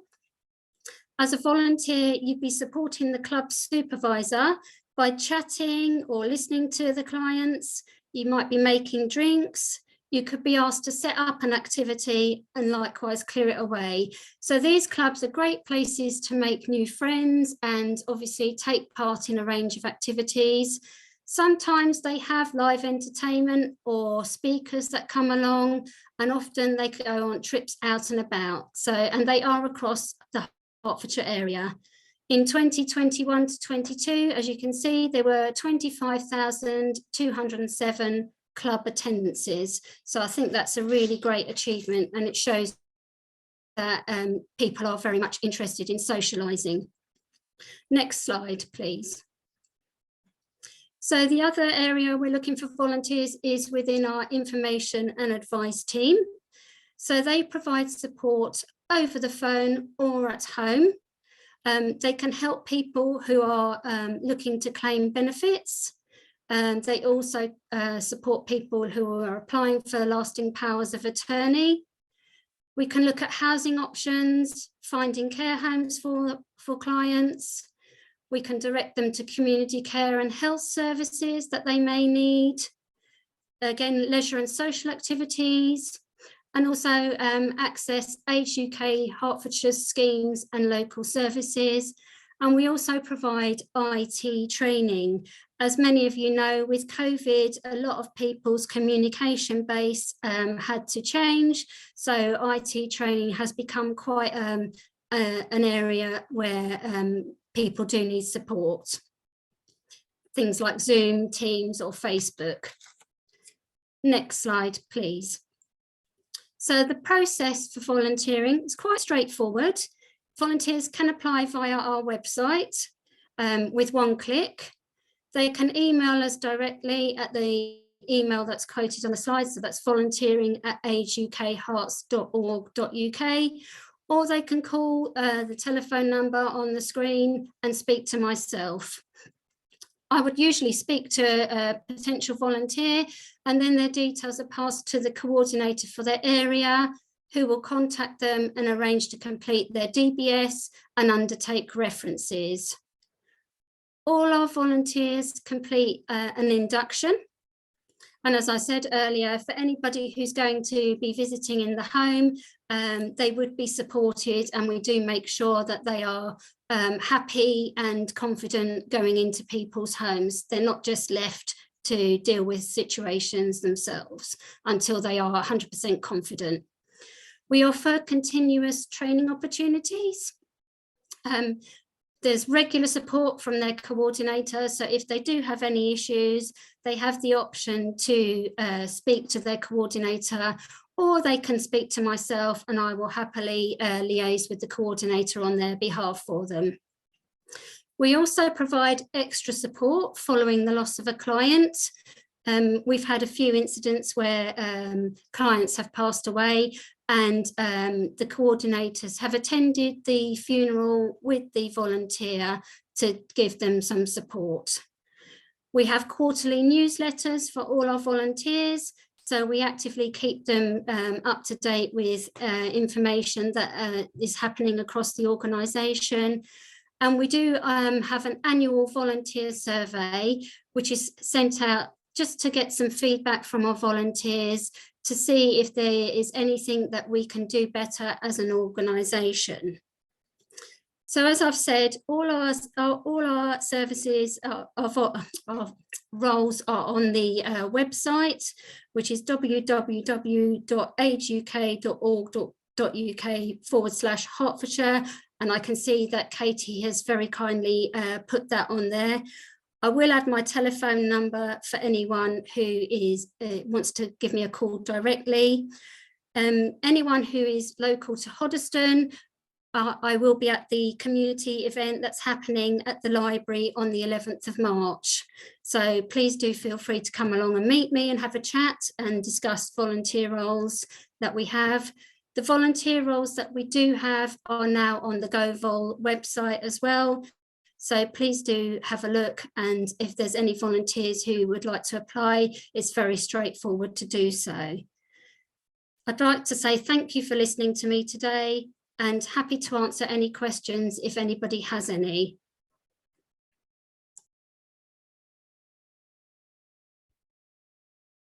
Brilliant. Thank you so much, Margaret, for that overview you provided. Yeah, just so many opportunities for Age UK. And I know Befrienders in particular are in short supply at the moment, which is why we're about to start a big recruitment drive for befriending volunteers, but so many different opportunities for you to get involved with Age UK to combat that isolation and social isolation and loneliness that many people are experiencing. And just say, yeah, well done, Margaret. Thank you so much for being here. I know you're fairly new to the role, but you absolutely smashed it. So thank you for your great presentation. And I am now going to invite St Clair Hospice. I'm not sure if anyone here is available from St Clair. Oh, right, brilliant. Okay, it's Stacey is hiding herself here because she's hiding herself as 44771. So Stacey, you are with us. Thank you. That's brilliant. I had our next presenter lined up just in case you weren't here, but you're there smiling at me on the screen. So that's wonderful. Right, I will pin you. And Stacey, do you have slides that you wanted to share today? They're just being put up. Yeah, they're just being put up as we speak. Brilliant. Okay, wonderful. Okay, so yeah, over to you then, Stacey. Hello everybody. First of all, I do apologise. I'm not feeling tip top. So if I miss anything, I do apologise, but I didn't want to miss this opportunity. So first of all, people have an assumption about hospices that it is really only a place for people to come and die, when we do so much more than that. So I thought I would also take the cheeky opportunity to kind of clarify some perceptions, because actually it's a place where people come to live until they die. So we have lots of opportunities to support people within that, but also help the structure to allow that care to happen. Next slide, please. So hospices were set up as a community response to palliative care needs. So our hospice at St Clair Hospice, which covers West Essex and East Herts, but we also do take volunteers from Hertfordshire. We've got quite a few. Because many people access our services from East Herts, so there's a natural flow. So it was 35 years ago, and our community raised the funds to purchase our building, to develop our site, to deliver palliative care, because the community could see the need. So, and that's really an important drive, that at the very foundation of what we do is our community and volunteering, people giving their time because they see the importance in what we do. Next slide, please. So one of the things that we say is about really important that we find volunteers, and I've heard it several times through this afternoon. Give us a call if you've got a very specific skill, or if you've got a skill, we'll find the right place for you. So for me, it's about, if a volunteer gives their time, it's really important that I navigate volunteers to ensure that their time is maximised, feel valued, and make the biggest difference possible, because that's the reality. Volunteering, we want to make a difference. I say we, because I'm also a volunteer with St Clair Hospice. I'm a compassionate neighbour. So I'm checking my notes because I don't want to miss anything out. I do apologise. So, and I'd say a large proportion of our volunteers, I'm always very touched, because we have touched them from the care that we have provided someone that's been in their life. Whether it be a service user, yes, we do have service users that are volunteers, or whether it's a loved one or family friend, etc. So I've been a little vague with regards to what we're currently looking for, because it's ever evolving and we're really in a stage of development. But what I wanted to really highlight is that we're not just clinical. We are patient facing, and we have patient facing opportunities, but we have equally as important volunteer roles that are behind the scenes. Can I just shout out, has anyone been to St Clair Hospice and seen our gardens? Give me a wave if you have. I can't see if any of you are. But our gardens make such a difference to our families and our patients. And they are all maintained and beautiful, and they are all maintained by gardeners. So some might see that as being trivial, but actually is part of the care that we provide, that it's a beautiful location too. That's just one example of what I mean about making a difference. Volunteers for St Clair Hospice is about cherry on top. It's what makes the difference from hospital care to hospice care. It's about that extra mile that people can access. So the type of roles that we are looking for, clinical admin, so people that come from, say, a GP practice, etc. Namaste care, I don't know whether anybody is aware of Namaste care, but it is a way of care being provided using the senses for people living with dementia, and it's one-on-one, and it's facilitated through volunteers. We've got care helpers, and this is work within our inpatient unit, which is an 8-bed unit. And it is more about a social and emotional role. It's about providing the social and emotional support on our unit to the patients who potentially may be dying or have come to us because of complex pain, with the idea that they are going to be treated and then go home. So we have pastoral support volunteer. Chaplaincy is a large part of what we do. So we have a team of volunteers that have got their own strong faith and are able to understand people's spiritual needs, whether they have faith or none. We have bereavement cafes. That's the Public Health England approach to bereavement. We strongly believe that it doesn't take, in all cases, a specialist counsellor to support someone in their grief, pre-death or post-death, because there is a bereavement before somebody dies too. And we believe that that can be done through volunteering, with very clear structure and support. But we have many bereavement cafes and are constantly developing because there is such a need in the community. And then compassionate neighbours. People think that this is a befriending project, and it really isn't. It's personally, I'd say it should be a friendship project, because this is what I am. It truly is about two people being connected, and if they go off and they do their own thing, then that's absolutely fine. If they want to stay connected to the hospice, that's also fine. But it's about matching two people that are potential friends.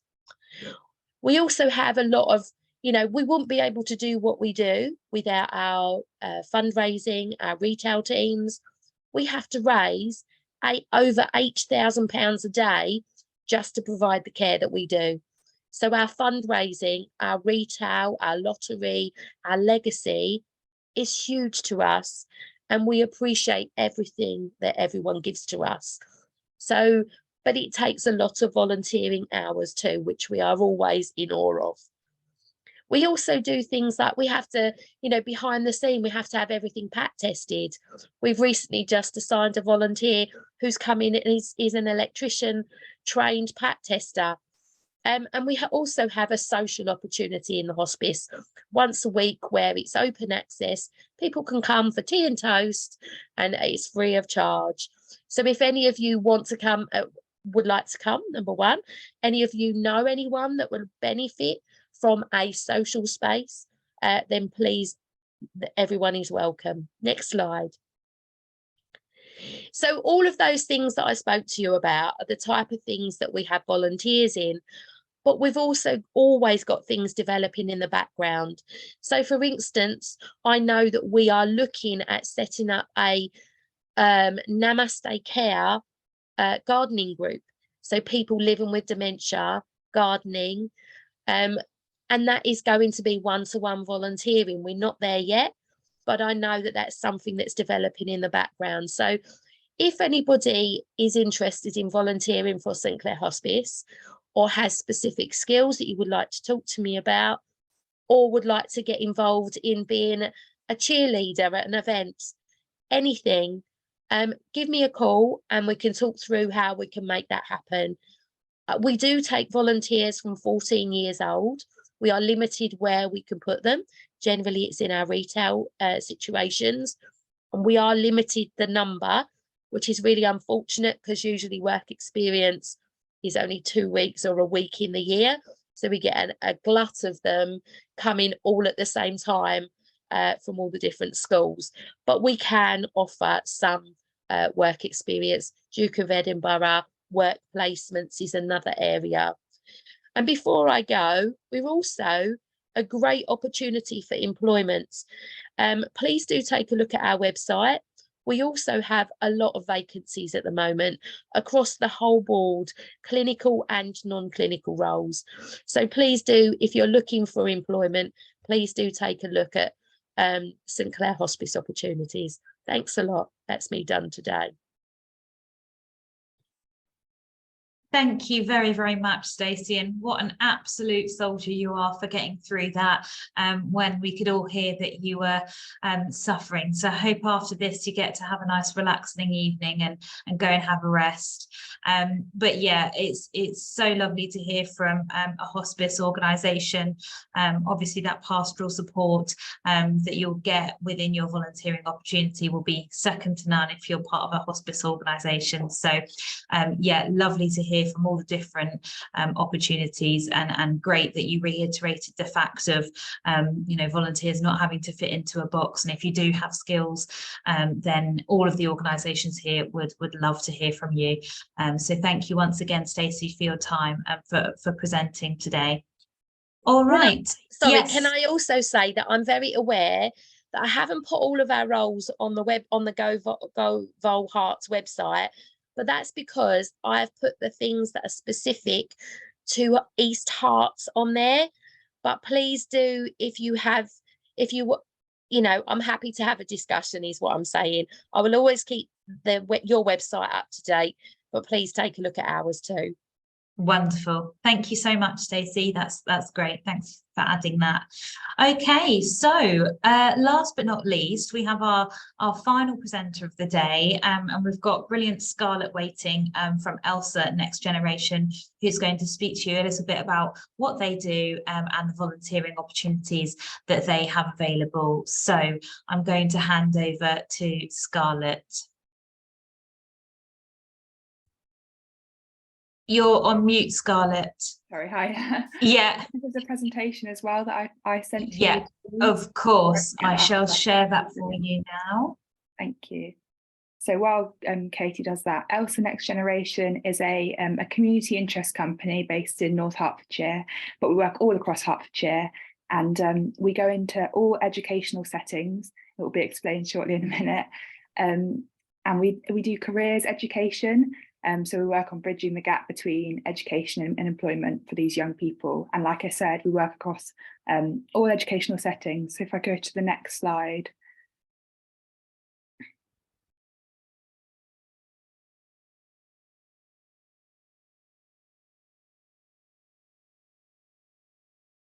So these are a couple of examples of the sort of school and educational settings and alternative provisions that we work across.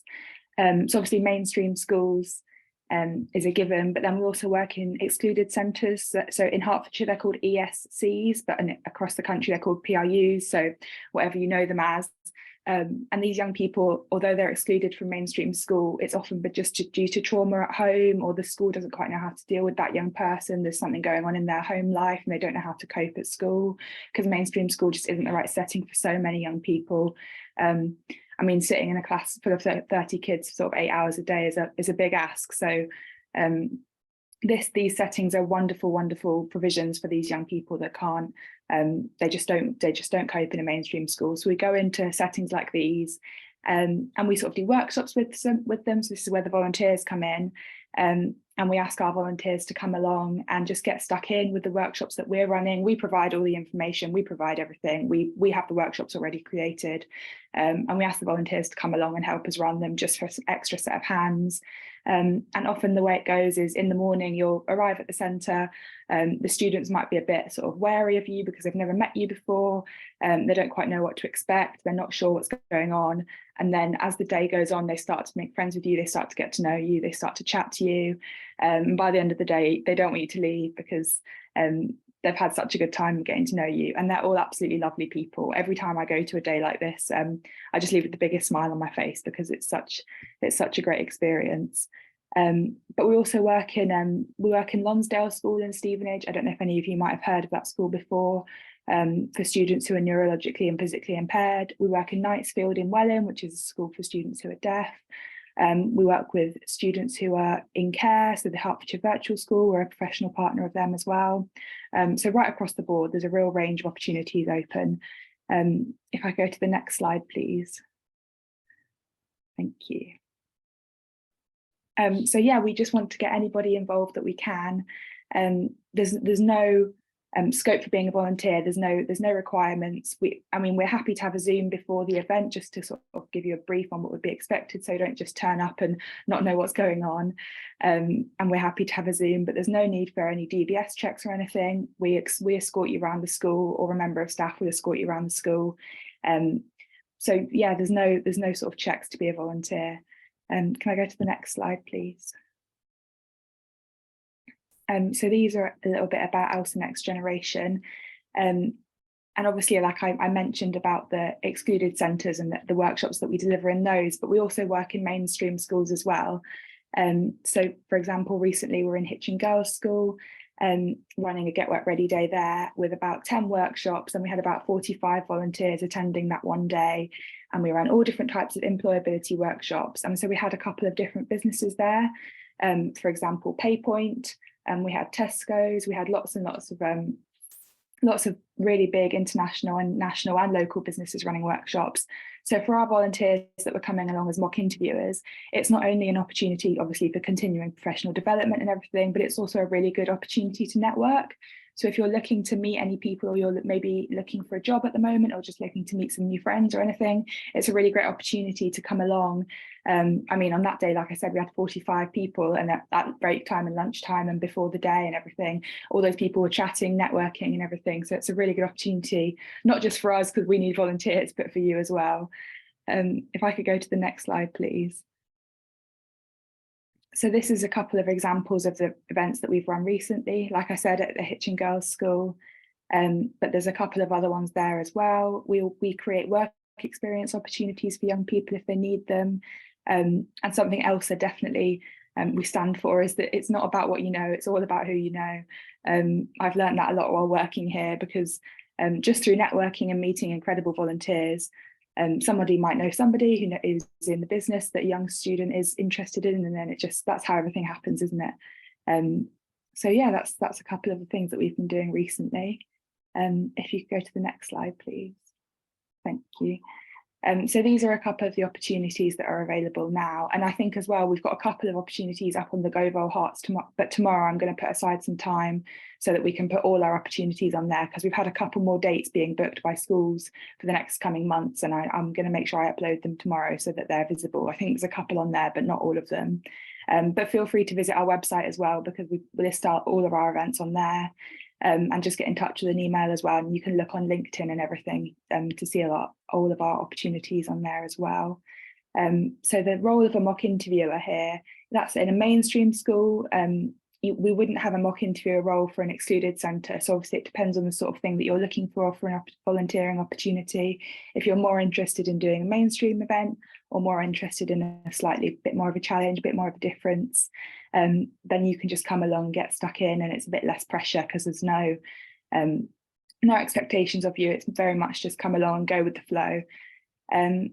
Another thing you could get involved with is sometimes we ask people to make a little video clip about their career path, just talking about how they got into the career that they're in, or what if they've done something in the past and they want to talk about it, because a lot of students come to us and they say, oh, I know I want to be a vet, for example, but I've got no idea how to get there, because maybe their parents or they're not in there, if they don't have a support network that's going to help them reach that goal. So we go out and we just ask around, does anybody know a vet? Would that person be happy to make a video talking about their journey? And then we can show the video to the young person, and then they can sort of just get an idea of what that means, and how they could, if they even want to be a vet after watching the video, and if they do, then how they can sort of start that journey for themselves. Soon, I think we're going to start a mentoring program as well. So that'll be an opportunity coming up for the future, is to be a mentor for us, which would be incredible. And that would obviously be an ongoing role rather than just a one-off volunteering day. Yeah, the mentor would be sort of, I think probably once a month we'd have slots for mentors to be to mentor young people. And obviously it would be really important in that situation to find a proper match between the young person and the volunteer. And yeah, the next slide, please. Thank you. So this is what you need to do if you want to volunteer with us. Like I said, I'll upload all the dates onto the GoVolHerts website, but they're on our website as well, and they're on LinkedIn. Just send me an email and we can arrange a Zoom call if you wanted to before the day. our events aren't suitable for people under the age of 18 just because of the nature of the school that we go into. But yeah, don't need a DBS check or anything else. And then the next couple of slides are just some photos of our events to give you a bit of an idea of what it might look like on the day. These are a couple of schools in Hertfordshire that we've been in. That's the Priory School in Hitchin at the bottom, Hitchin Girls' School. A stall that we set up in Hitchin Market selling strawberries. And the next slide, yeah, and these were a couple of events in Hertfordshire as well. So yeah, really exciting. And then the next slide is a list of our dates in case you wanted to write any down, but I've put them everywhere else as well so you can see. And then yeah, I think that's pretty much it. If you're interested in knowing more, feel free to just get in touch. Thank you for listening.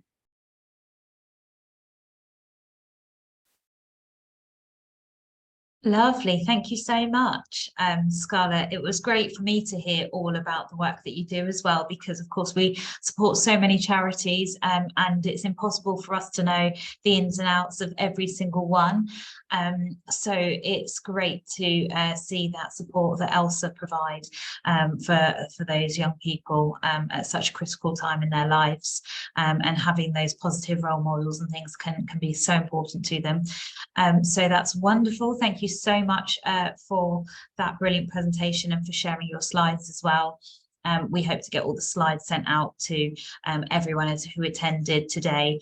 And just to say that there were a selection of volunteers here today, but we did have about 45 people sign up to the volunteer fair who will receive the slides and the recording as well.